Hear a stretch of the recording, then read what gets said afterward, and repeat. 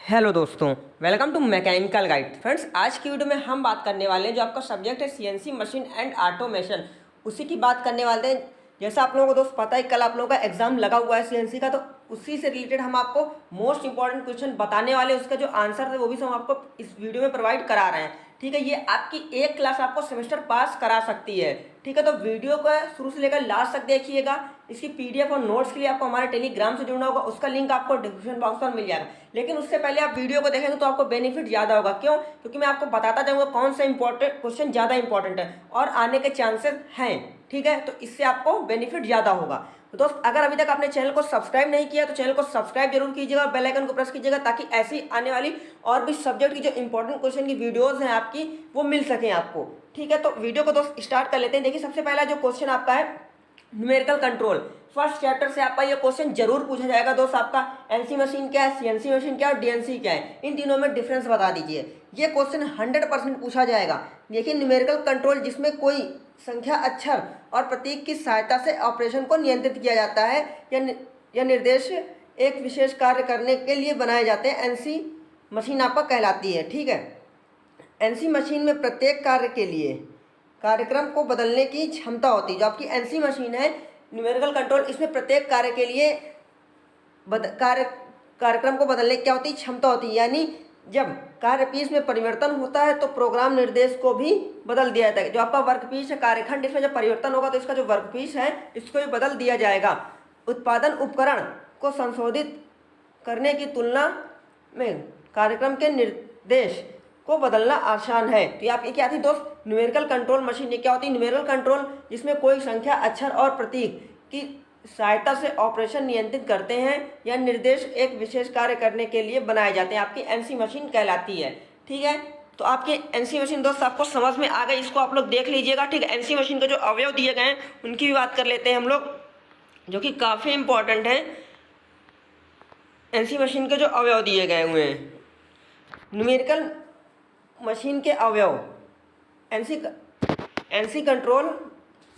देखिए, इसके जो अवयव एलिमेंट्स दिए गए हुए हैं, मशीन कंट्रोल यूनिट दिया गया है, फर्स्ट, सेकंड दिया गया, पार्ट प्रोग्राम्स थर्ड दिया गया है, मशीन टूल। तो आपके इससे क्या दिए गए हैं, एनसी मशीन के एलिमेंट्स दिए गए हैं। तो इन एलिमेंट्स के बारे में दोस्त यहाँ पर लिखा हुआ है। इन एलिमेंट्स के बारे में आप लोग वीडियो को पुश करके 1 बाय 1 पढ़ सकते हैं आसानी से। ठीक है, तो ये भी आपको लिखना पड़ेगा जब एनसी मशीन के बारे में पूछेगा। ठीक है, और इसके देखिए टेप रीडर, डाटा बफर और सिंगल आउटपुट चैनल।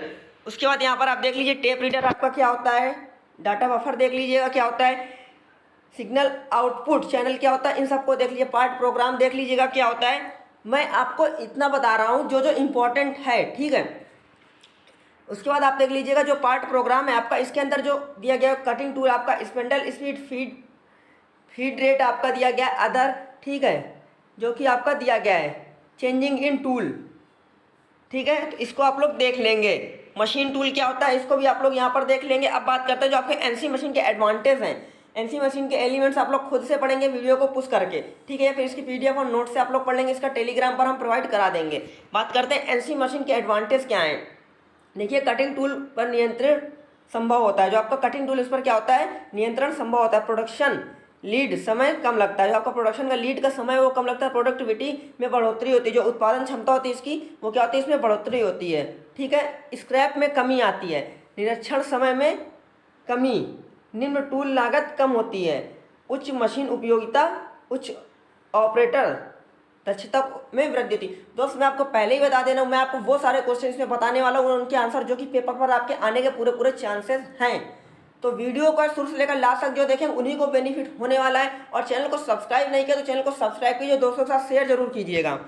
ठीक है, इसकी लिमिटेशन जो है वो आप लोग पढ़ लीजिएगा। प्रारंभिक लागत क्या होती है इसकी, उच्च होती है। कुशल कारीगरों को में उच्च लागत कहने का मतलब जो इसका मेंटेनेंस है वो भी ज़्यादा अधिक होता है और कुशल कारीगरों की भी आवश्यकता होती है। अब बात करते हैं जो आपका classification of numerical control system दिया गया है दोस्त। क्लासिफिकेशन आप न्यूमेरिकल कंट्रोल सिस्टम दिया गया, इसकी बात कर लेते हैं। तो दोस्त, इसमें आपका जो दिया गया है नियंत्रण लूप के आधार पर आपका open loop numerical control system, close loop numerical control system. तो आपका ये इंपॉर्टेंट है, ओपन लूप और क्लोज लूप। इसके अंदर की डिटेल आप लोग पढ़ लीजिएगा। इसके अंदर की डिटेल पूछेगा एग्जामिनर, ये आपका क्वेश्चन एक बनता है। ठीक है, गति नियंत्रण के आधार पर कौन कौन से होते हैं, पॉइंट टू पॉइंट गति नियंत्रण न्यूमेरिकल कंट्रोल सिस्टम, ठीक है। उसके बाद जो आपका नेक्स्ट दिया गया है निर्देश पद्धति के आधार पर बढ़ते संख्यात्मक, उसके बाद अपरिवर्तनशील संख्यात्मक। नेक्स्ट पॉइंट आपका दे रहा है शक्ति स्रोत के आधार पर विद्युत संचलित, द्रव्य संचलित और वायवीय संचलित। अब बात करते हैं दोस्त आपकी जो सीएनसी मशीन है वो क्या होती है, कंप्यूटर न्यूमेरिकल कंट्रोल मशीन। ये भी आपका बहुत इंपॉर्टेंट है, ये 100% आपका बोर्ड एग्जाम पर आपके आएगा कल के पेपर पर।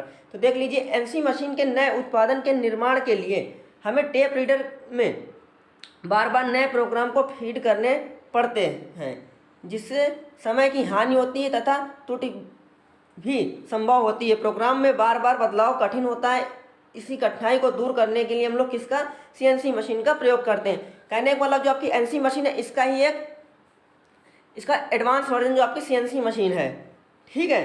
तो इसमें जो आपका टेप रीडर होता है इसमें बार बार हमें क्या करना, नए प्रोग्राम फीड करने के लिए करना पड़ता था और समय की भी काफ़ी ज़्यादा हानि होती, त्रुटि जो आपकी त्रुटि की संभावना होती थी, ठीक है। प्रोग्राम में बार बार बदलाव करना कठिन होता था, इसलिए हम लोग किसका यूज़ करने लगे, अब सीएनसी मशीन का प्रयोग किया जाता है। सीएनसी मशीन सामान्यतः एनसी मशीन ही होती है। जो आपकी तो सीएनसी मशीन है वो सामान्यतः आपकी एनसी मशीन होती है, जिसमें मेन कंट्रोल यूनिट के रूप में हम लोग डिटेक्टेड कंप्यूटर लगा होता है। कहने का मतलब आपकी जो एनसी मशीन है अगर उसमें हम लोग कंप्यूटर का प्रयोग कर देते हैं तो आपकी क्या कहलाती है, सीएनसी मशीन कहलाती। सारी आपकी एनसी मशीन है जिनमें हम लोग कंप्यूटर का अगर लगा देंगे तो आपकी सीएनसी मशीन बन जाएगी। तो ये सीएनसी मशीन का छोटा सा डायग्राम है जो कि आप लोग देख लेंगे खुद से।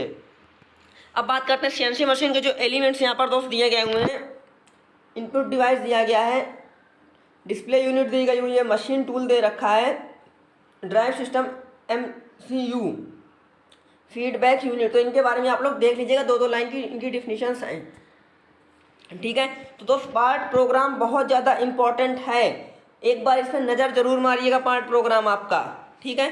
पार्ट प्रोग्राम संकेतों एवं आदेशों का विस्तृत सेट होता है जिसमें मशीन टूल क्रियान्वित होती है। सभी निर्देशों को एक निश्चित क्रम में व्यवस्थित करके निर्देशांक पद्धति में गति एवं भरण के अनुसार व्यवस्थित किया जाता है। पार्ट प्रोग्राम मशीन टूल के सभी अवयव जैसे एनसी प्रक्रमों, चर राशि आदि का विश्लेषण करता है। पार्ट प्रोग्राम को कंप्यूटर की भाषा में लिखते हैं। कंप्यूटर में APT भाषा, ऑटोमेटेड प्रोग्राम टूल में लिखा जाता है। तो आपका पार्ट प्रोग्राम बहुत इंपॉर्टेंट, आपसे पूछ सकता है पार्ट प्रोग्राम क्या है, आप पूछ लीजिए। मशीन कंट्रोल यूनिट, इसकी डिफिनेशन आप लोग खुद से पढ़ेंगे। आपको इसको दो भागों में बांटा गया है, डाटा प्रोसेसिंग यूनिट और कंट्रोल लूप यूनिट, ठीक है। अब बात करते हैं एनसी मशीन के जो अनुप्रयोग हैं, इनको बहुत अच्छे से आप लोग दोस्त पढ़ेंगे वीडियो को पॉज करके, ठीक है। जटिल प्रक्रम में प्रयोग किया जाता है। इसका उपयोग जो आपके हवाई जहाज हैं तथा उसमें उसके जो उपकरण के उत्पादन में किया जाता है, जो आपका सीएनसी मशीन है, ठीक है। इसको आप लोग देख लेंगे, इसके जो एडवांटेज हैं। अब इसके एडवांटेज आ गए दोस्तों, आपके अनुप्रयोग थे। इसके एडवांटेज दिए गए, प्रोग्रामिंग करने में आसानी होती है। कहने के बाद जो आपकी सीएनसी मशीन एनसी की तुलना में प्रोग्रामिंग करने में इसमें आसानी होती है। उत्पादन लीड में जो क्या होता है, समय में कमी आती है। स्क्रैप उत्पादन कम होता है। कहने वाले जो आपके एनजी पार्ट्स वगैरह जो होते हैं वो सारे कम बनते हैं, ठीक है। इसमें जो हानि दी गई हुई है, इसकी जो प्रारंभिक लागत होती है इसकी भी दोस्त कुछ होती है, इसमें भी कुशल कारीगरों की हमें आवश्यकता होती है, ठीक है। इसका भी जो मेंटेनेंस होता है वो भी काफ़ी महंगा होता है। तो इतना आपको दोस्त समझ में आ गया, एनसी सीएनसी मशीन समझ में आ गई। अब बात करते हैं जो आपकी डीएनसी मशीन है वो क्या होती है, डायरेक्ट न्यूमेरिकल कंट्रोल मशीन, काफ़ी इंपॉर्टेंट है। उत्पादन की ऐसी प्रणाली जिसमें बहुत सी एनसी मशीन एक कंप्यूटर द्वारा कंट्रोल की जाती हैं, जिसे हम सेंट्रल कंप्यूटर कहते हैं, तथा जिससे सीधे जुड़कर उत्पादन प्रक्रम क्रियान्वित होती है, डीएनसी मशीन कहते हैं। कहने का मतलब दोस्त आपकी उत्पादन की ऐसी प्रणाली जिसमें हम बहुत सारी एनसी मशीन को एक ही कंप्यूटर के द्वारा कंट्रोल की जाती है, जिसे हम लोग सेंट्रल कंप्यूटर कहते हैं, ठीक है। ये आपकी क्या कहलाती है, डीएनसी मशीन कहलाती है। तो आपको समझ में आ गया एनसी मशीन क्या होती है, डीएनसी मशीन क्या होती है और सीएनसी मशीन क्या होती है। अब इन दोनों में डिफरेंस आप लोग देख लीजिए, एनसी मशीन और सीएनसी मशीन में बहुत ज़्यादा इंपॉर्टेंट है। सीएनसी मशीन में कंप्यूटर मशीन से सीधा रूप से जुड़ा होता है, जबकि डीएनसी में आपका क्या होता है, डीएनसी में कंप्यूटर मशीन से दूर होता है, ठीक है। क्या होता है, दूर होता है। सीएनसी मशीन नम्य होती है जबकि आपकी डीएनसी मशीन कम नम्य होती है। सीएनसी में प्रोग्रामिंग कम कुशल ऑपरेटर द्वारा की जा सकती है, लेकिन डीएनसी मशीन में क्या आपकी एक कुशल ऑपरेटर के द्वारा ही प्रोग्रामिंग की जा सकती है। सीएनसी एक समय में एक मशीन कंट्रोल करती है, जो आपकी डीएनसी है एक समय में एक से अधिक मशीनों को कंट्रोल करती है, जो कि एनसी मशीन आपकी है।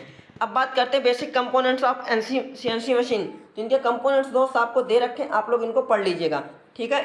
इनके बारे में पूरी डिटेल दे रखी है, वीडियो को पॉज कीजिएगा, आसानी से आप लोग इसको पढ़ सकते हैं, ठीक है। इतना आपको समझ में आ गया होगा, ठीक है।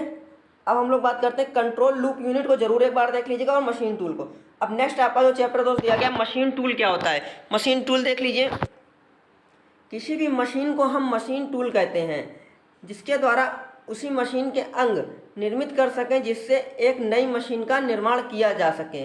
लेथ मशीन को भी लेथ मशीन टूल कहते हैं, ठीक है, क्योंकि इसके द्वारा लेथ मशीन का प्रयोग होने वाले विभिन्न अंगों को लेथ मशीन पर ही बनाते हैं। कहने का मतलब जो आपका मशीन टूल, किसी भी मशीन को हम लोग क्या बोल सकते हैं दोस्त, आपका मशीन टूल बोल सकते हैं, क्योंकि उसी के द्वारा हम लोग उसी मशीन के अंग का निर्माण कर सकते हैं, आपका मशीन टूल कहलाता है। अब बात करते हैं मशीन टूल का जो क्लासिफिकेशन दिया गया हुआ है, इसको आप लोग देख लेंगे, ठीक है।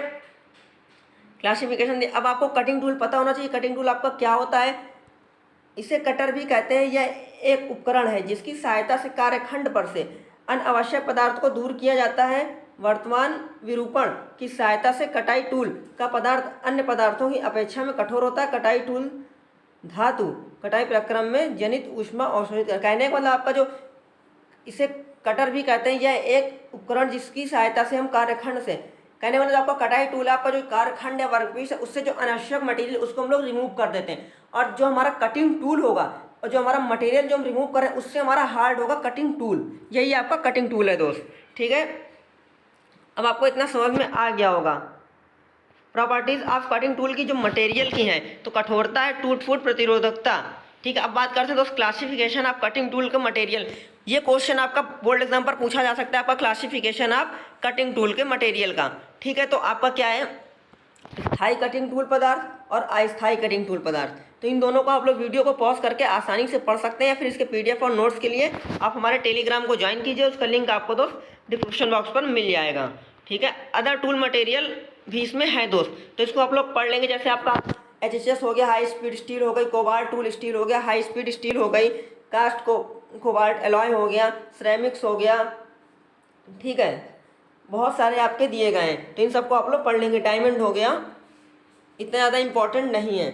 Main elements of cutting tool, तो जो आपका कटिंग टूल है, सिंगल पॉइंट जैसे कटिंग टूल, दोस्त हमने आपको किसमें 5th सेमेस्टर में हमने आपको प्रोडक्शन टेक्नोलॉजी पर हमने आपको बताया था। तो देखिए आपका जो मेन कटिंग टूल है उसके जो क्या दिए गए हैं, एलिमेंट्स दिए गए, सैंक होता है, फ्लैंक होता है, सरफेस, नासिका और एडी, ठीक है। अब यहाँ पर बोला गया दोस्त क्लासिफिकेशन ऑफ कटिंग टूल। तो कटिंग टूल का जब आप क्लासिफिकेशन करेंगे तो क्या होता है, सिंगल पॉइंट आपका कटिंग टूल होता है, और दूसरा क्या होता है आपका मल्टीपल कटिंग टूल। तो आपका सिंगल पॉइंट कटिंग और दूसरा क्या है मल्टी पॉइंट कटिंग टूल, ठीक है। तो यहाँ पर आप लोग जब सिंगल पॉइंट कटिंग टूल को बनाएंगे, उसका लिखेंगे उसके बारे में, एक बिंदु कटिंग टूल में केवल एक ही कटाई कोर होती है। जो आपका सिंगल पॉइंट कटिंग टूल है, एक बिंदु कटिंग टूल में केवल एक ही कटाई टूल होती है। लेथ, जो इसका प्रयोग हम लोग किस में करते हैं, लेथ मशीन में करते हैं, तो प्लेनर में करते हैं, बोरिंग में करते हैं, ठीक है। तो आपको कटिंग टूल समझ में आ गया। इसका जो डायग्राम है आप लोग गूगल पर डाल के निकाल सकते हैं, डाल देंगे सिंगल पॉइंट कटिंग टूल, ठीक है। ये दोस्त उसके कुछ एंगल दिए गए हुए हैं, रैक एंगल आपका दे रखा है, क्लियरेंस एंगल दे रखा है, और ये कटिंग एंगल, ये लीप एंगल और multi cut angle, work holding device है ये आपकी। अब बात करते हैं automatic tool changer, most important question आपका, 2 से 3 स्टार लगाइए दोस्त इस क्वेश्चन पर। ऑटोमेटिक टूल चेंजर जो है सीएनसी मशीन का डिज़ाइन इस प्रकार किया जाता है कि वह एक ही सेटिंग से कई ऑपरेशन संपन्न करे। जटिल अंगों के मशीनन के लिए अधिक से अधिक टूल की आवश्यकता पड़ती। कहने का मतलब जो आपकी सीएनसी मशीन है दोस्त, इसका डिज़ाइन इस प्रकार से किया जाता है कि वह एक से अधिक एक ही सेटिंग पर कई ऑपरेशन संपन्न कर सके। जटिल अंगों की मशीनन के लिए अधिक से अधिक टूल का आवश्यकता पड़ती है। ऑटोमेटिक टूल चेंजर 2 प्रकार का होता है आपका दोस्त, यहाँ पर आपका दिया गया हुआ है, drum type automatic tool changer और चैन टाइप ऑटोमेटिक टूल चेंजर। इसका एडवांटेज जो कि दिए गए आप लोग इसको एडवांटेज इसके पढ़ लेंगे। रख रखाव सरल हो जाता है, प्रक्रम नम्यता में वृद्धि होती है, बड़े तथा भारी टूल स्वतः परिवर्तित हो जाते हैं। इसके एडवांटेज दिए गए हुए हैं। अब सीएनसी मशीन का जो बेड है इसके बारे में आप लोग खुद से पढ़ेंगे, इतना इंपॉर्टेंट आपका ये नहीं है, ठीक है। इन सब के बारे में आप लोग खुद से पढ़ लेंगे वीडियो को पॉज करके। अब दिया गया CNC axis drive and drive Motors. अब सीएनसी के जो एक्सिस है उनके ड्राइव एंड ड्राइव्स मोटर दिया गया है, इसको एक बार आप लोग देख लीजिएगा, ठीक है। इसमें आगे हम लोग बात करते हैं कि सीएनसी मशीन की विशेष निर्माण एवं आवश्यकताएं जो दी गई हुई हैं।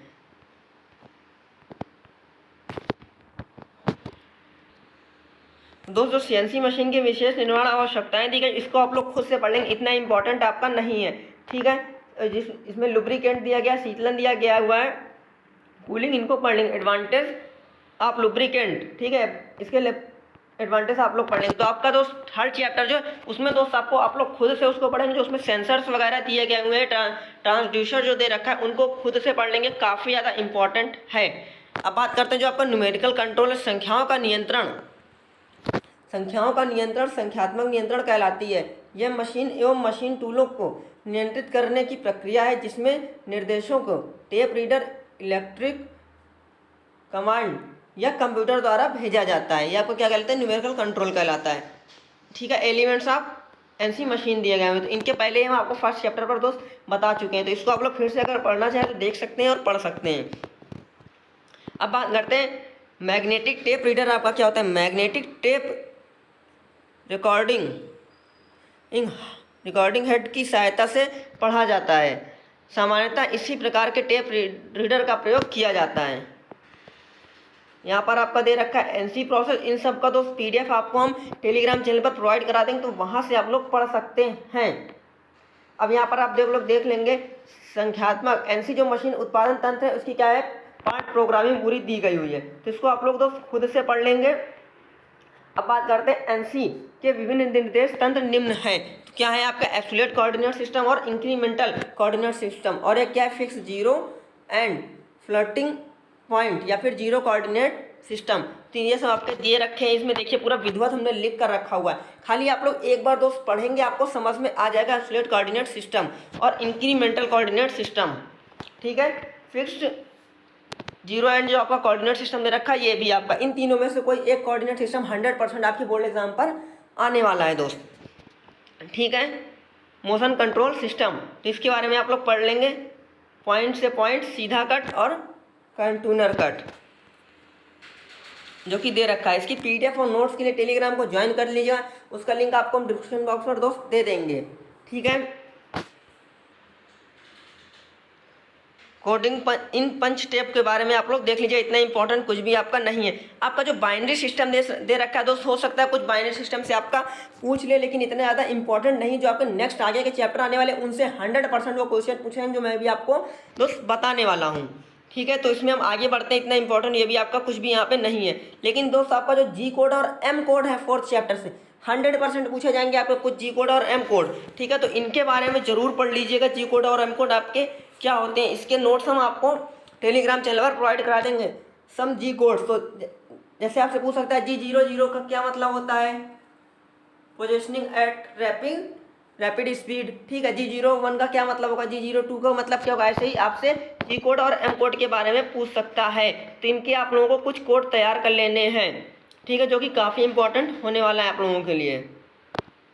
अब बात करते हैं माइक्रो प्रोग्रामिंग क्या है। आपकी माइक्रो प्रोग्रामिंग आपसे पूछेगा टिप्पणी के तौर पे, ठीक है। सभी कमांड प्रोसेस माइक्रो प्रोग्रामिंग के अंतर्गत आते हैं। जो आपके सभी कमांड और प्रोसेस हैं वो किसके अंतर्गत आते हैं, आपके माइक्रो प्रोग्रामिंग के अंतर्गत आते हैं, ठीक है। ये सॉर्टिंग कोड कहलाते हैं, जो कि रिपीटेशन टास्क को त्वरित संपन्न करते हैं, ठीक है। तो ये आपका माइक्रो प्रोग्रामिंग यहाँ पर दे रखा है। अब आगे नेक्स्ट आपका जो चैप्टर दे रखा है उसकी बात कर लेते हैं दोस्त, प्रॉब्लम इन सीएनसी मशीन। दोस्त मैं आपको बता दूं जो आपका फोर्थ चैप्टर है, सॉरी थर्ड चैप्टर है, उसका जो सेंसर वगैरह उसमें दे रखा खुद से पढ़ना है आपको, इसमें मैंने नहीं बताया है। एक चैप्टर में से छूटा हुआ है इसमें, तो आप लोग खुद से उसके बारे में पढ़ लेंगे और आपको जो भी इंपॉर्टेंट लगता है वो भी पढ़ लीजिएगा, सिर्फ इसके सारे मत बैठिएगा इस बार, ठीक है। मैं पहले ही बता रहा हूँ आपको। Common problem in CNC machine, तो सीएनसी मशीन में प्रमुख समस्याओं का निम्न वर्गीकरण में विभाजन किया गया है। सबसे पहले machine and mechanical and pneumatic अंगों के कारण जो समस्याएं आती सीएनसी मशीन में, उनकी बात अगर हम लोग कर लें तो सही है। ठीक है, स्पिंडल की असफलता एवं खराबी के कारण, स्पिंडल स्नेहन की समस्या, जो स्पिंडल में स्नेहन नहीं होती तो इसकी समस्या के कारण भी सीएनसी मशीन में खराबी आती है। गियर शाफ्ट यंत्रावली के कारण, ठीक है, गाइड रेल स्नेहन असफलता होने के कारण, ऑटोमेटिक टूल चेंजर के होने के कारण भी सीएनसी मशीन में कई बार प्रॉब्लम आ जाती हैं। ठीक है, कई बार विद्युत अंगों के कारण यांत्रिक अंगों में खराबी होती है। कहने वाला जो आपके कई बार विद्युत जो अंग लगे हुए थे उनके कारण यांत्रिक अंगों में भी खराबी होती। एग्जाम्पल के लिए एर्वो मोटर ओवरलोड होने के कारण गाइड रेल का स्नेहन असफल हो जाता है। ठीक है, एग्जाम्पल के लिए यहाँ पर दे रखा है।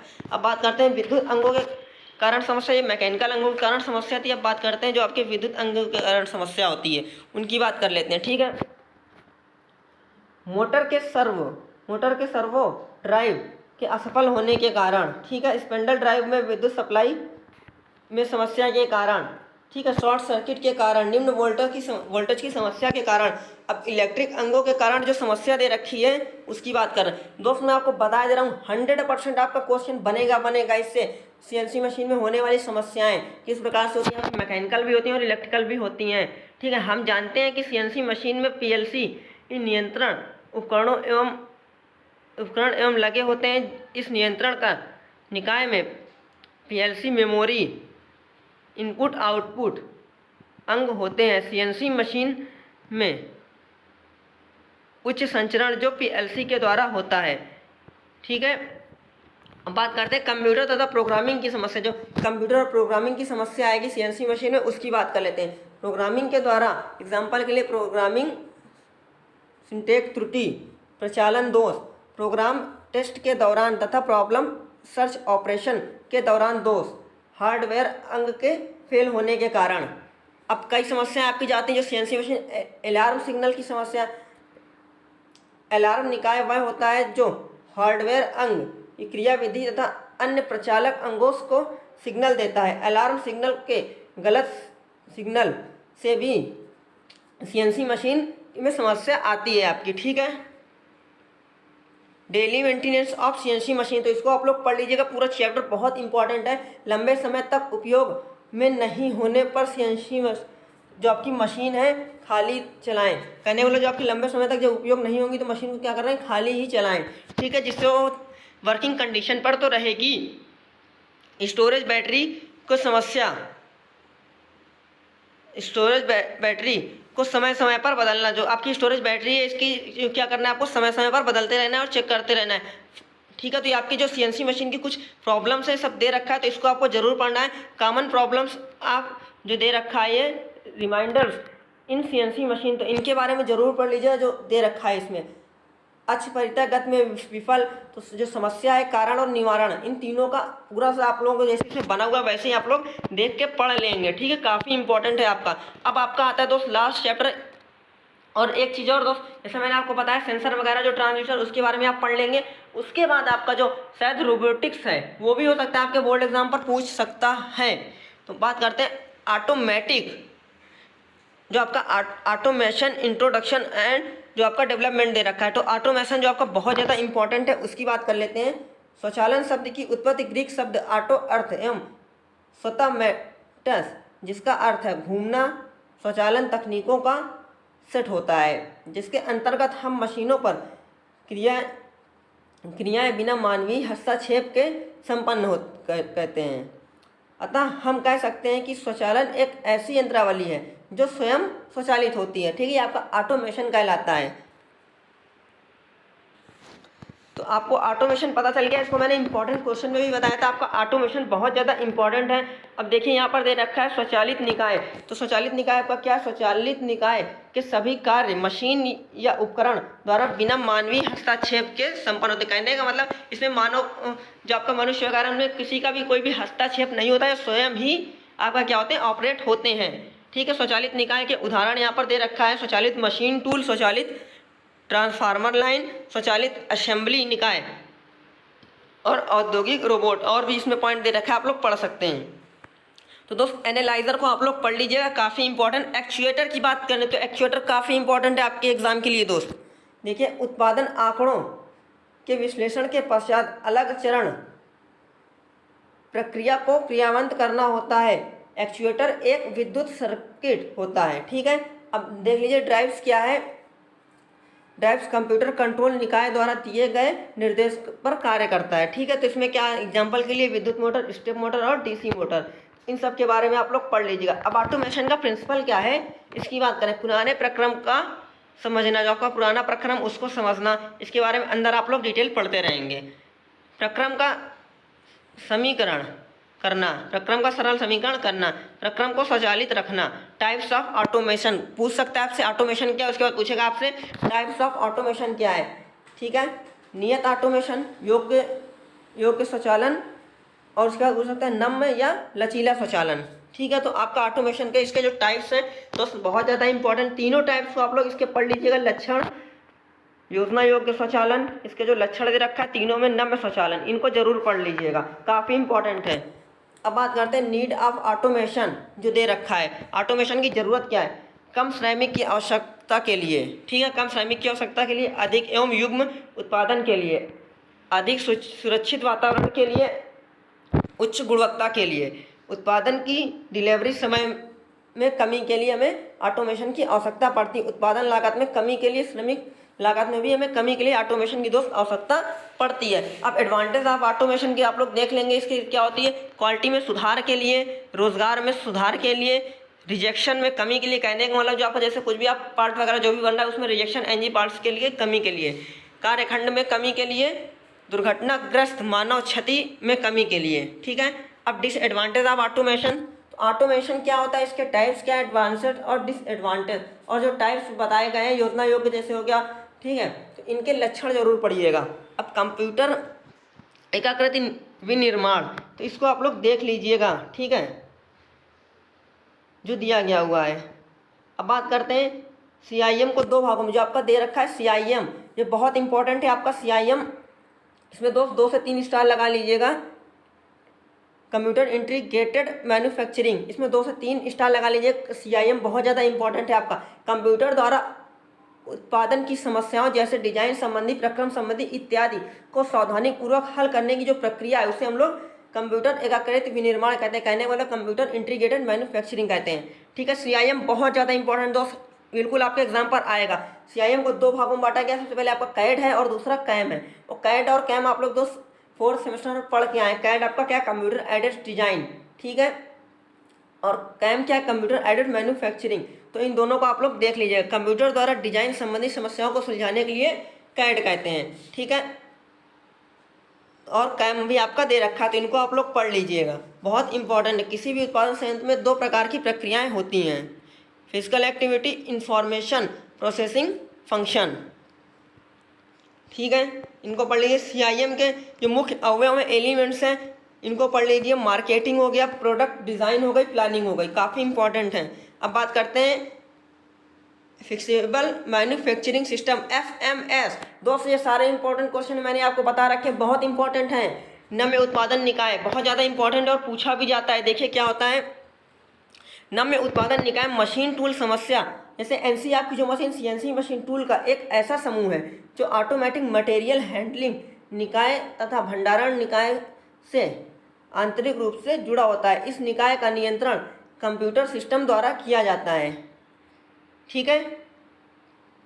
एक निकाय का एक साथ कई पार्ट्स के साथ जुड़ा होता है। पार्ट्स की विशिष्टियाँ डिजाइन भिन्न भिन्न होती हैं। ये आपका क्या कहलाता है दोस्त, FMS कहलाता है। नम्य उत्पादन निकाय कहलाता है, बहुत ज़्यादा इंपॉर्टेंट है। नम्य उत्पादन निकाय का जो एलिमेंट्स दे रखा है, automatic machine tool, automatic material system, automatic, उसके बाद दे रखा कंट्रोल, कंप्यूटर कंट्रोल सिस्टम। अब FMS के जो लाभ हैं बहुत इंपॉर्टेंट है दोस्त, FMS पढ़ लीजिएगा, इसके लाभ पढ़ लीजिएगा। Computer aided design, computer manage, CIM computer integrated manufacturing automated से, ठीक है, जो आपका 6th चैप्टर बहुत ज़्यादा इंपॉर्टेंट है। कंप्यूटर एडेड डिज़ाइन ये हम आपको पहले ही बता चुके हैं, ठीक है। तो कैड के लाभ पढ़ लीजिएगा, काफ़ी ज़्यादा इंपॉर्टेंट है। CAM भी पढ़ लीजिएगा और इसके लाभ। अब एक लास्ट इसमें बचता है दोस्त आपका जो ग्रुप टेक्नोलॉजी है, तो इसको आप लोग खुद से पढ़ लेंगे। इसके पीडीएफ और नोट्स के लिए दोस्त हम टेलीग्राम पर प्रोवाइड करा देंगे, हम आपसे बार बार कह रहे हैं, लेकिन इससे पहले आपको वीडियो को लाइक, चैनल को सब्सक्राइब करना होगा, ठीक है दोस्त। खुद से भी अपना अलग से जो पढ़ लीजिएगा, आपको जो इंपॉर्टेंट लगे, ट्रांसड्यूसर हो गया, ठीक है, रोबोटिक्स हो गया, शायद आपके पेपर पर आ सकता है, और आपका सेंसर वगैरह। तो आप लोग यहाँ पर ग्रुप टेक्नोलॉजीज़ को एक बार जरूर पढ़ लीजिएगा, हो सकता है आपका 5 नंबर या फिर 3 नंबर 2 नंबर पर पूछ लिया जाए। दोस्त आज की वीडियो में बस इतना ही। वीडियो अच्छा लगा तो वीडियो को लाइक, चैनल को सब्सक्राइब कीजिएगा और दोस्तों के साथ शेयर भी कीजिएगा। पीडीएफ और नोट्स के लिए टेलीग्राम से जुड़े, उसका लिंक आपको डिस्क्रिप्शन बॉक्स पर मिल जाएगा।